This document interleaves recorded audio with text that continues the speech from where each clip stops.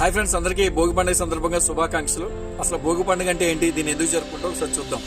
సాధారణంగా భోగి రోజు అందరూ వేకువజామునే లేవటం, భోగి మంటలు ఏర్పాటు చేసుకోవడం, వాటిలో కాచుకున్నటువంటి నీళ్లు అంటే భోగి స్నానాలు చేయటం, భోగి పడికలు సమర్పించుకోవడం, పిల్లలకి భోగి పళ్ళు వేయటం, ఇవన్నీ సాధారణంగా జరుగుతూ ఉంటాయి.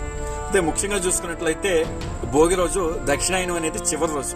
దక్షిణాయనంలో వచ్చినటువంటి కష్టాలు, నష్టాలు, ఇబ్బందులు ఏవైతే ఉన్నాయో ఇవన్నీ కూడా ఈ భోగి మంట రూపంలో అగ్నిదేవుడికి సమర్పించేసి మళ్ళీ అవి రావు అనేది ప్రజల యొక్క విశ్వాసం.